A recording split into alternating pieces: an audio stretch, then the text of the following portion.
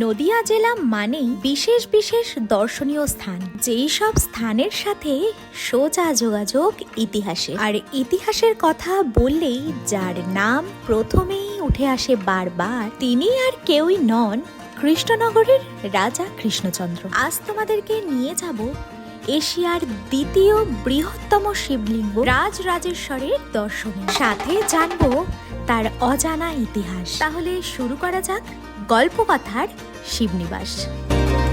Good morning guys, welcome back to my channel to a new blog. আশা করি তোমরা সবাই খুব ভালো আছো আর আমিও খুব ভালো আছি। আর আগের উইকেই আমাদের যাওয়ার কথা ছিল, বাট কিছু কারণে হয়নি। জায়গাটা নাকি ভীষণ সুন্দর, আমি তো ভিডিওতে দেখেছি, অনেকের কাছে শুনেওছি, বাট যাওয়ার তো খুব একটা ইচ্ছা ছিলই। তো ভগবান সেটা পূর্ণ করলো, আজকেই যাচ্ছি। তো রেডি সেডি তো আমি হয়ে গেছি, আর সুব্রত গেছে জিমে। ও আসলে রেডি হলেই আমরা বেরিয়ে পড়ছি। আর কোথায় যাব না যাব এতক্ষণে অলরেডি তোমরা টাইটেল আর থাম্বনেল দেখে বুঝেই গেছো। এদিকে সকাল থেকে বেরোবো করে এখন বাজে সকাল 11:30। আমি বলেছি সকাল 9টার মধ্যে বেরোতে, তো উনি ওনার জন্য দেরি। অনেকক্ষণ আগেই রেডি হয়ে গেছি আমি, বাট আরও সকালে বেরোলে সব থেকে বেশি ভালো হতো। তো যাই হোক, এই মানুষটা ঢংসং করতে গিয়ে অনেকটা লেট হয়ে গেল। না, কোনোদিন আমি অত ঢং করি। যাই হোক, এবার তর্ক বিতর্ক বাদ দিয়ে তাড়াতাড়ি করে বেরিয়ে পড়তে হবে। আর প্রথমত হচ্ছে আমাদের হেলমেট কিনতে হবে এক্সট্রা একটা, মানে একজনের তো আছেই, আমারটা নেই। বেশ অনেকদিন পর দুজনে একসাথে সময় কাটাবো, এই এক বড়ই আনন্দের বিষয়। নতুন নতুন জায়গা ঘুরে দেখা, সাথে সেই জায়গার সাথে জোরালো ইতিহাস শোনা, একটা কিন্তু আলাদাই আনন্দ। তোমরা খেয়াল করেছো কিনা জানি না, তবে আমাদের দুজনের সঙ্গে কিন্তু আর একজন সাথীও রয়েছে। আর তার সাথে চলাচল করতে গেলে রাস্তায় দুজনকেই হেলমেট পরে থাকতে হবে, এটাই নিয়ম। আর এই হেলমেট বস্তুটি আমার খুব একটা লাগে না বলেই কিনবো করে আর কেনা হয়ে ওঠে না। যাই হোক, কথাতেই আছে, ঠেলায় না পড়লে বিড়াল গাছে ওঠে না। চলো তাহলে চট করে প্রথম কাজটা সেরে নিই। কারণ হচ্ছে গাড়ি প্রচুর ধরছে, ঠিকমতো কাগজপত্র আছে মানে আছে না কিনি, মানে বলতে পলিউশনের কাগজ, ইন্স্যুরেন্সের কাগজ ফেল আছে কিনা, এইসব সব চেক করছে, ড্রাইভিং লাইসেন্স আছে কিনা। এই কারণে আমরা সব চেক করলাম বাড়ি থেকে বেরোনোর আগে, সব ঠিক আছে কিনা, সব ডেটের মধ্যে আছে কিনা। এইসব আপনারা সব ঠিকঠাক করে দেখেই যদি বেরোনোর হয় বেরোবেন, এই কারণে আমাদের আরো দেরি হয়ে গেছে। এই যে এই ঝাঁকাটা আমাকে পরে নিতে হলো এখন, কারণ ঝাঁকা ছাড়া রাস্তায় যাতায়াত করাটা ভীষণই চাপের ব্যাপার। তো যাই হোক, মানে এত অস্বস্তিকর জিনিস একটা, মানে কি বলবো, যতক্ষণ না এই হট্টগোলের রাস্তা মানে ছাড়িয়ে আমরা যাচ্ছি, ততক্ষণ ফিলটা ঠিক আসছে না। মানে ঘুরতে যাচ্ছি, কারণ এইসব রাস্তা তো পুরো চেনা, প্রায় প্রত্যেক দিন এখান দিয়ে যাতায়াত করাই হয়। আর এইখানেও দেখো কত সুন্দর সুন্দর মন্দির আছে, যেসব মন্দিরে আমরা এখনো যাইনি কোনোদিনও। মানে রানাঘাটটা না রানাঘাটে অনেক দিনের পুরনো বাড়ি, মন্দির, সবকিছু মানে অ্যাস্থেটিক টাইপের সবকিছু। এই দেখো কত দিনের পুরনো বাড়ি। রানাঘাট রথতলা রেলগেট পেরিয়েই সোজা ডেস্টিনেশন মাঝদিয়া। এখনকার দিনে অচেনা জায়গাও চেনা হয়ে যায়, তাও আবার গুগল বাবার সান্নিধ্যে। চেনা শহর, চেনা জায়গা পেরিয়ে এ এক অচেনা অজানা জায়গাকে খুঁজে পাওয়ার এক বিশাল আনন্দ। এই রাস্তাটা একদমই অচেনা, কোনোদিন আসেনি। হ্যাঁ, এই রাস্তায় কোনোদিনই আসা হয় এই সাইডটায়। অ্যাকচুয়ালি আগের বছর আমরা গিয়েছিলাম চাপড়া ফুলের খেতে, তো সেটা আবার অন্য রাস্তা দিয়ে। সেটা তো রানাঘাটের ভেতরেই। হ্যাঁ, আর এটা আবার অন্য রাস্তা, একদম রানাঘাট স্টেশনের একদম পাশ দিয়ে সোজা যেতে হবে। এবার কতদূর সোজা এক্স্যাক্ট যেতে হবে সেটা আমরা জানি না। বেশিরভাগ শীতের সকালটাই যদি এই রকম হতো, মানে অজানার উদ্দেশ্যে পারি, তাহলে তোমাদের কাদের কাদের ভালো লাগতো কমেন্ট সেকশনে কিন্তু জানিও। ওই যে দেখো, দেখা যাচ্ছে দূর থেকে ট্রেন আসছে। এ যে কি অসম্ভব সুন্দর এক দৃশ্য, পাশ দিয়ে ট্রেন চলে যাওয়া আর এক ধার দিয়ে এগিয়ে চলা নিজেদের ডেস্টিনেশনের উদ্দেশ্যে। এখন থেকে তোমরা আমাদের চ্যানেলটা ফলো করলে মাঝে মাঝেই কিন্তু এইরকম ঘুরতে যাওয়ার সিরিজ দেখতে পাবে, তাই তো? অবশ্যই তাই। আমরা ডিসাইড করেছি যে মাম্মামের তো সবসময় বেরোনো পসিবল হবে না, তো যখন দূরে দূরে কোথাও যাব তখন তো অবভিয়াসলি মাম্মাম যাবে। আর টুকটাক কাছে ধারে মানে নতুন নতুন জায়গা দেখাবো, নতুন হ্যাঁ, নতুন। নতুন নতুন জায়গায় যেতে আমাদের তো ভীষণই ভালো লাগবে, আর সাথে যদি তোমরা থাকো তাহলে তো আরোই ভালো লাগবে। তো তার জন্য কিন্তু তোমাদেরকে এই চ্যানেল সাবস্ক্রাইব করে রাখতে হবে, আর সাথে পাশে থাকা বেল আইকনটা অবশ্যই প্রেস করে রাখতে হবে। পাশে থাকতেই হবে। রাস্তা সব এরকমই, কোথাও ভালো কোথাও খারাপ, সবকিছু মিলিয়ে মিশিয়ে। পাশ দিয়ে যাবো, সোজা তো না? সামনের রাস্তা কি এরমই খারাপ নাকি? এরমই অনেকটা খারাপ নাকি পুরোটা খারাপ? পুরো রাস্তা এই রঘুনাথপুর হয়ে যাবে রাস্তাটা। তাই ওটা করে কোন দিক দিয়ে যাবে? এই সামনে স্কুলের পাশ থেকে মাঠ আছে, মাঠের ভিতর দিয়ে চলে যায় একদম ওই রোডে একই রাস্তা। ঠিক আছে, ঠিক আছে।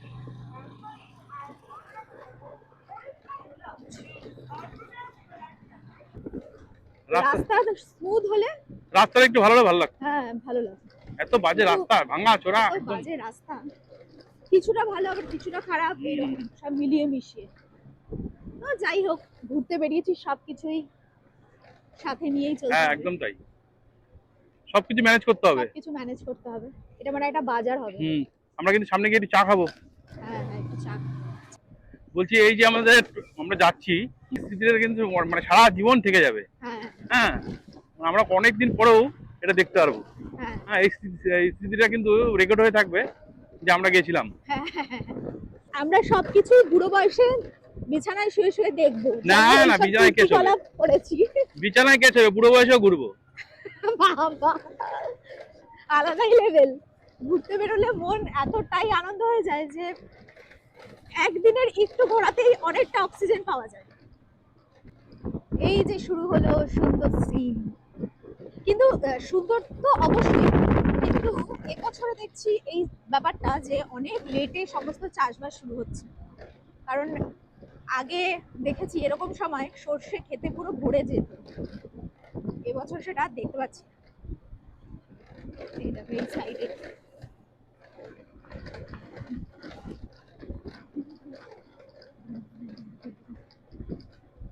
ওই দেখো ফুল বাগান। ওই দেখো ফুল বাগান, কত গাঁদা ফুল পুরো ভর্তি হয়ে রয়েছে। এই চলে আসলাম আমরা পাশবেড়িয়া। এই এখানেই তো তুমি এসেছিলে না এক্সাম দিতে এক সময়? পাশবেড়িয়া। দাদা, এটা কি পাঁচবিরিয়া? হ্যাঁ, আমরা মাছ দিয়ে যাবো কোন দিক দিয়ে? এখান থেকে গিয়ে এই পাঁচবিরিয়া স্কুলে কত স্মৃতি আমার। কি? আমরা তখন বদ্যপুর স্কুলে আমরা পড়াশোনা করতাম, হচ্ছে 8-এ, মানে 8 অবধি মাধ্যমিক স্যাংশন ছিল না তখন। মানে সেই পুরনো স্মৃতিগুলো মনে পড়ছে। এই যে এই এখানে এসেছি। এই স্কুলের আন্ডারে আমরা মানে বদ্যপুরেই পড়াশোনা করতাম, কিন্তু এই স্কুলের আন্ডারে আমরা পরীক্ষা দিতাম। হ্যাঁ, এই যে পাঁচবিড়ি, এই যে মাঠ এখন রাস্তা পাকা হয়ে গেছে, তখন কাঁচা রাস্তা ছিল।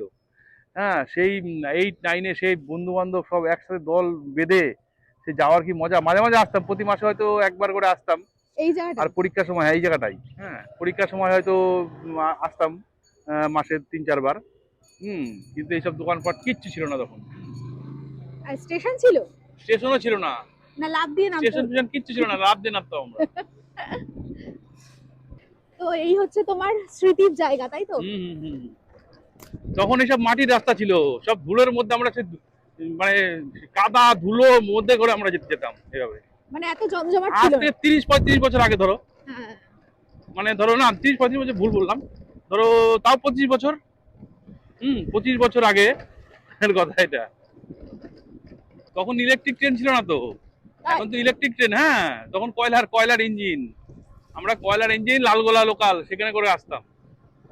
বাবা, আর এইদিকে তো পুরোই মাঠ, পুরোই জমি জমা সব চাষ হয়েছে। ওই যে গোলাপ ফুলের চাষ ওখানে, কি সুন্দর লাগছে দেখতে,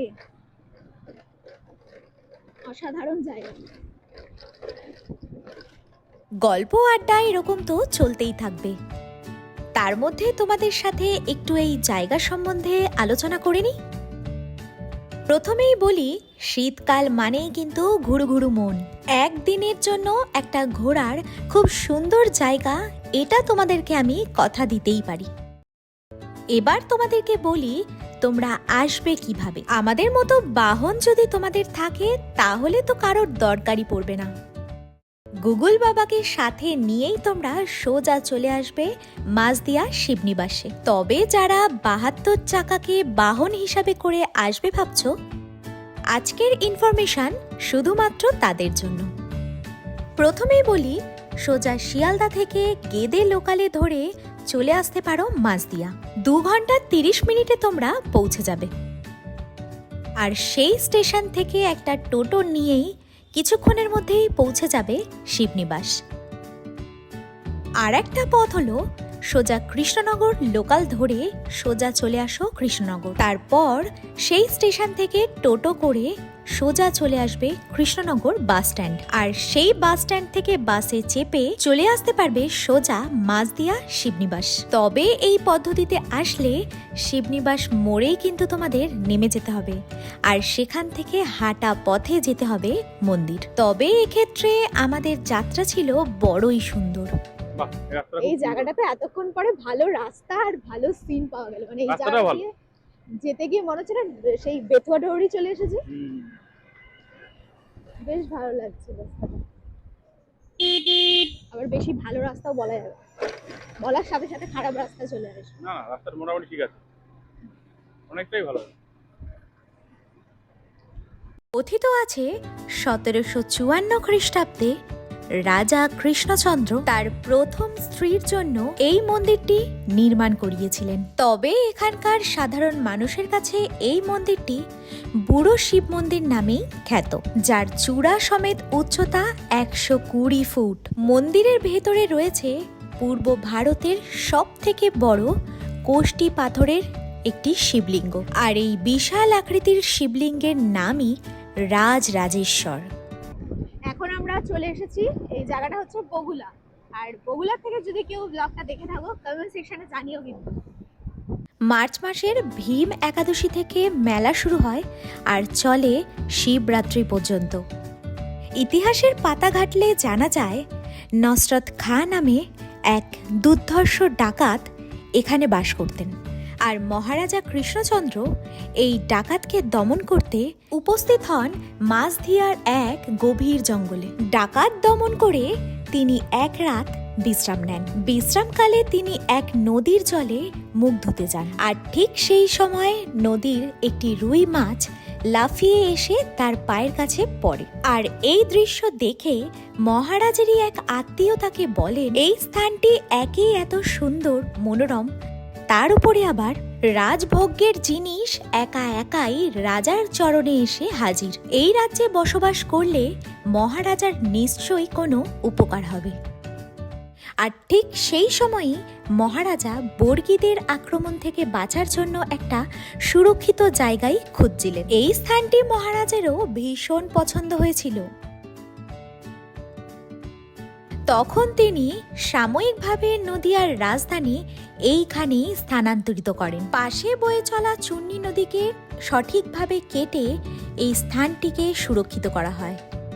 তখন এই স্থানের নাম রাখা হয় শিবনিবাস। শিবনিবাস অর্থাৎ শিবের থাকার জায়গা। মহারাজা এখানে নির্মাণ করেছিলেন একটি রাজপ্রাসাদ, সাথে 108টি মন্দির। বর্তমানে এখানে রয়েছে 3টি মন্দির। প্রথম মন্দিরটি হচ্ছে রাজরাজেশ্বর মন্দির, আর সেই মন্দিরটির ঠিক পূর্ব দিকে রয়েছে দ্বিতীয় শিব মন্দির, যেটি মহারাজার দ্বিতীয় স্ত্রীর জন্য নির্মাণ, যেটিকে বলা হয় রাগেশ্বর মন্দির। আর এই মন্দির থেকে একটু এগিয়ে গেলেই পাবে রাম সীতার মন্দির, যেখানে গেলে তোমরা দেখতে পাবে কালো ধাতুর রামচন্দ্র, সাথে রয়েছে অষ্ট ধাতুর মাতা সীতা। আর এই মন্দিরের চারিদিকে আমার গুরুদেবের নাম আর ছবি দেখে আমি তো ভীষণ আনন্দ পেলাম। 3:30 খুলবে। একটা দাও, সকাল সকাল আসতাম তাহলে আরো ভালো হতো। হ্যাঁ। যদিও বলেছিল সকালে বেরোতে, আমি ভাবলাম কতটুকুই বা দূর, এই তো সামনে। এখন দেখছি সকালে আসলেই ভালো হতো বেশি। কারণ হচ্ছে মন্দির বন্ধ, 3:30 খুলবে। এত দূরে কষ্ট করে এসেছি, এবার না দেখিয়ে তো যেতে পারি না। না দেখলে তো মনটা খারাপ হয়ে যাবে। হ্যাঁ, দর্শন না করলে তো তোমাদেরকেও দেখানো যাবে না। হ্যাঁ, আমরা যদি এখন চলে যাই, তো ওর জন্য আমরা একেবারে ভোলেনাথকে দেখে তারপরেই যাবো। একটু ওয়েট।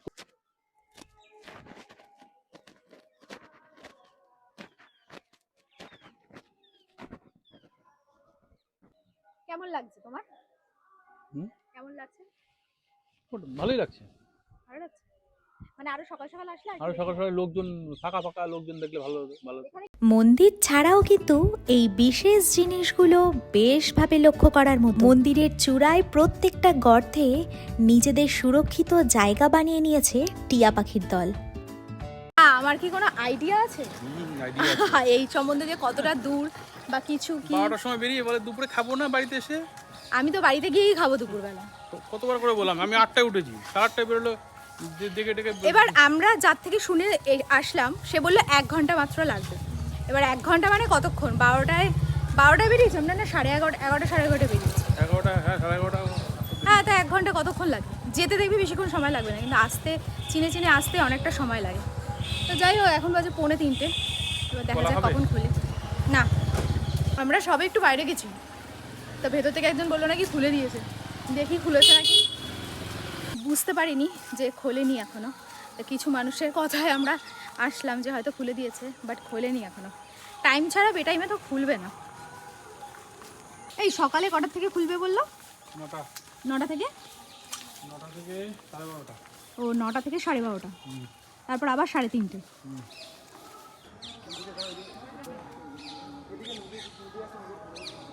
সামনেটায় একটা নাকি নদী আছে, কয়েকজন বললো যাই একটু ঘুরেই আসি। মোটামুটি 3টে তো বেজেই গেছে। যেহেতু সময় আছে, হ্যাঁ, যাই একটু ঘুরে আসি। আমাদের প্ল্যানটা আরও সকাল সকাল হলে, সুব্রত একদম ঠিক টাইমে বলেছিল, তখন বেরোলে জিনিসটা পুরো ঠিকঠাক হতো। তো একদম সামনে, মন্দিরের একদম সামনেই জায়গাটা। আবার এখানটা মানে একটা ব্রিজও করা রয়েছে পারাপার হওয়ার।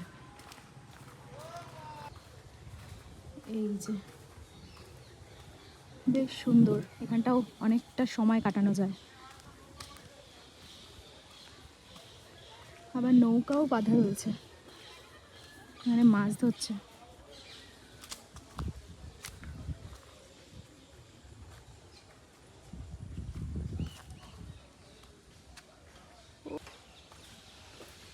পার হবে এরকম কাঠের ব্রিজ দিয়ে? চলো, কাঠের ব্রিজটা কি ভাল লাগছে না? দারুণ তো। দেখো আমরা এদিক কিছু ওদিক বুঝতে পারিনি, যাওয়ার? আমরা তো বসেছিলাম চুপচাপ। হ্যাঁ, এখানে কত কাউকে সুন্দর জিজ্ঞেস জায়গা। করলে নাকি? কাউকে কি জিজ্ঞেস করলে? হ্যাঁ, মরমর করে সামনেই নদী আওয়াজ আছে। হচ্ছে, ভেঙে যদি পড়ি। কিচ্ছু হবে না।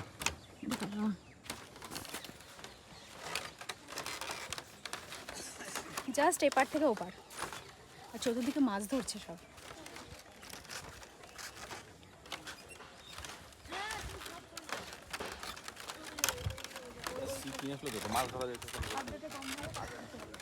বেশ অনেকে, 2 ধারে অনেকে, প্রচুর লোকজন মাছ ধরছে। কিন্তু আমার ভয় হচ্ছে এই যদি এখন পড়ি, এটা ভেঙে নিচ্ছে, তাহলে আর রক্ষে নেই।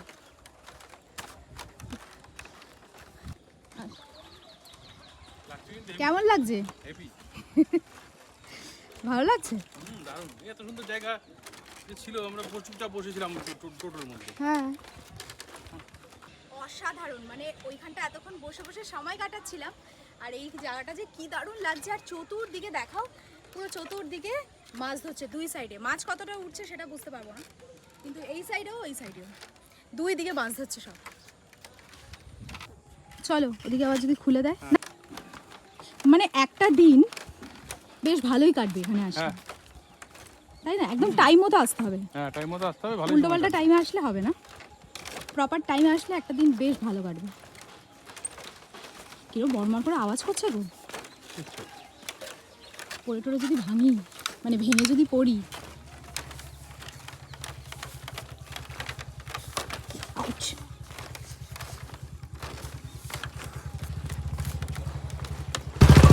বাবা, এ তো শুধু মানুষও পার হচ্ছে না, গাড়ি টাড়িও পার হচ্ছে। মানুষও শুধু পার হচ্ছে না, গাড়িও পার হচ্ছে। দেখি পার্কে যাই। একটু পার্কে চাই। 30 টাকা করে টিকিট বলছে। দেখি, 30 টাকা করে টিকিট, সময় তো কাটানো যাবে কিছুক্ষণ, তাই না? একদমই তাই। আর আস্তে আস্তে কিন্তু লোকজন এখানে বাড়ছে দেখছি। বাড়ছে, আমরা যখন আসলাম তখন পুরো ফাঁকা ছিল মন্দির। দুটো টিকিট দিন তো।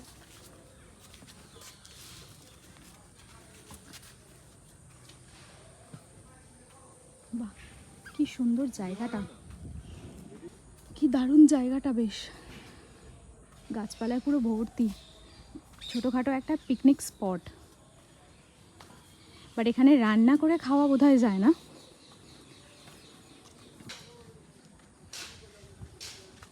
এই যে সব জায়গাটায় হচ্ছে সব কিছু। এই যে রাস্তায় লাইট ফাইট দিয়েছে, এই দিক দিয়ে সব আসবে, সমস্ত কিছু সব নতুন। দেখো পুরো কাঁচা, এই সমস্ত লাইট ফাইট জ্বলবে, এখনো লাইট বসেনি। এইটা হচ্ছে রাম সীতার মন্দির, এটা খুলে দিয়েছে, ভেতরে যাই। সকালের সময় হচ্ছে 8টা থেকে 12টা, হ্যাঁ, আর বিকেল 4টা থেকে 6টা। ও ওখানে লেখা রয়েছে। এই হচ্ছে সময়সূচি, কখন খোলে আর কখন বন্ধ হয় মন্দির।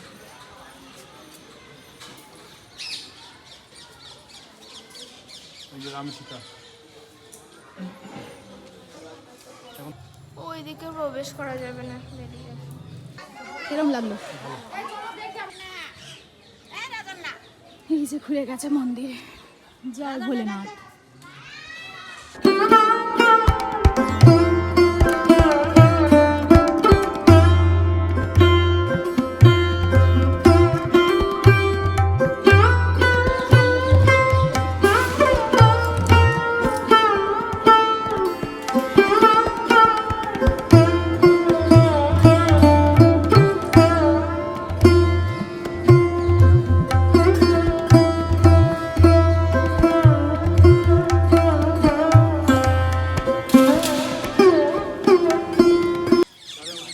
চলো, হ্যাঁ এতক্ষণ ওয়েট করিয়ে তারপর ভোলে বাবা দর্শন দিল। ঘন্টা ওয়েট করলাম, ওয়েট করে তারপরে মিশন আমাদের সাকসেসফুল, ভালো দর্শন হয়েছে। হ্যাঁ এবার চলো চলো। তখন ওয়েট করার পর অ্যাট লাস্ট দর্শন হলো, বেশ ভালো লাগলো। কিন্তু কি বলো তো, এই ফাঁকা টাইমে আসলে না এই একটা সুবিধা যে ফাঁকায় ফাঁকায় ভালো দর্শন করা যায়। আর মেন বিশেষ বিশেষ দিনে আসলে না মারাত্মক পরিমাণে ভিড় হয়, তখন একটু চাপ হয়ে যায়। এখন ঠান্ডা ঠান্ডাও লাগছে, হ্যাঁ অন্ধকার অন্ধকারও হয়ে গেছে। পুরো আমি মানে যেতে এক ঘন্টা মতো লাগবে, আসতে যাওয়া টাইম লেগেছে যেতে মনে হয় 1.5 না। ঘন্টা লাগবে, দেখো লাগবে। ড্রাইভার আমাদের ভালো, হুড়িয়ে নিয়ে যাবে হেলিকপ্টারের মতো। আমি উড়িয়ে নেওয়ার মধ্যে নেই, আস্তে আস্তে ধীরে সুস্থে। বাড়ি গিয়ে কি করবো তাড়াতাড়ি। তো যাই হোক, তোমাদের দেখে কেমন লাগলো কমেন্ট সেকশনে জানিও। টাইম মতো আসলে আমাদের দেখা হয়ে যায় কখন, শুধু টাইমটা ঠিক মতো দেখিনি বলে আমাদের এতটা টাইম লাগে। এখন চা খাওয়ার কোনো দরকার ছিল? বাড়িতে গিয়েই খাওয়া যেত। ঠিকই আছে, একটু দাঁড়ালাম, একটু স্টে করলাম, পাথরটা ভরে গেছে, কোমর টোমর ব্যথা হয়ে গেছে। এখন মনে হচ্ছে কতক্ষণে আমি বাড়ি যাব, আমার বাচ্চাগুলোকে কতক্ষণ দেখি না, ওর জন্য মনে হচ্ছে কি যে হুড়ো বাড়ি করে তাড়াতাড়ি গেলেই ভালো হয়। তো যাই হোক, সামনেখানে এই ক্যাফেটা তো পেয়ে গেলাম, আর তার জন্য একটু চাটা খেয়ে নিই, কারণ যে আমাদের গাড়ি চালাচ্ছে এতক্ষণ ধরে তার মানে মোটামুটি অস্থির অবস্থা। রিফ্রেশিং, হ্যাঁ রিফ্রেশিং। হ্যাঁ, আর হচ্ছে যেহেতু শীতকাল না, 4টের মধ্যেই তারা ভালো বানিয়েছে। 4টের মধ্যেই অন্ধকার পুরো হয়ে গেছে আর ঠান্ডা লাগছে, তো মনে হচ্ছে কতক্ষণে বাড়ি যাবো। আর তার মধ্যে এই ঝাঁকাটা পরে আমার যে কি অসুবিধা হচ্ছে, মাথাটা পুরো ভার হয়ে রয়েছে, ব্যথা করছে, কানের টানে খুলে দিলাম। আর এই যাওয়ার সময় এই ঝাঁকা আমি পড়তে পারবো না, এত ব্যথা হচ্ছে। চাটা ভালো বানিয়েছে। হ্যাঁ, বেশ সুন্দর জায়গাটা, দেখো খুব সুন্দর, অনেকটা বড় এলাকা, সামনেটাও বেশ সুন্দর, ভালো বেশ হয়েছে। হ্যাঁ এবার একটু শান্তি পেলাম, তাই না? মানে কোমর টোমর একদম ধরে গেছিল, আর মানে শরীরটা একটু চনমনে হলো, চাটা খেয়ে চাঙা হলো, চাঙা। চাটা বেশ ভালো হয়েছে। ভালো ভালো ভালো। আরো অনেক কিছু পাওয়া যায় তো একদিন আসবো। হ্যাঁ, আমি এত দূর আসবো। মাম্মাম থাকলে আজকে একটু চুটুর পুটুর খাওয়া যেত, বাট মাম্মাম যেহেতু নেই, বাইরেটা এই যে বনো দিতাম, বেশ ভালো। তাই না? না ভালো হয়েছে চাটা, খুব সুন্দর। একদিন আসবো আমরা সময় করে, আজকে গেছিলাম অন্য জায়গায়। মাম্মাম থাকলে আরো কিছু টেস্ট করে দেখা যেত যে কেমন কি, কিন্তু চাটা সত্যি খুব ভালো বানিয়েছে। এইবার পালা বাড়ি ফেরা, কারণ অস্ত যাওয়া সূর্যই বলে দেয় আজকের মতন গল্প শেষ হলেও নতুন দিনের নতুন সূর্যের সাথে থাকবে নতুন কিছু গল্প। তবে আজকের সিরিজ গল্পকথার শিবনিবাস তোমাদের কেমন লাগলো কমেন্ট সেকশনে জানাতে ভুলো না। যদি কিছু ভিডিওটা ভালো লেগে থাকে তাহলে লাইক কমেন্ট শেয়ার করে দিও। জোড়াজোড়ির এখানে কোনো ব্যাপারই নেই, যদি ভালো লেগে থাকে তাহলেই লাইক কমেন্ট করো। তবে তোমাদের একটা ছোট্ট কমেন্ট আমার কাছে কিন্তু নতুন গল্পের বড় অনুপ্রেরণা। কথা দিচ্ছি এই রকম গল্প নিয়ে আবারও ফিরবো নতুন গল্পের সাথে। আজকের মতন তবে আসি, দেখা হবে নেক্সট কোনো ব্লগে।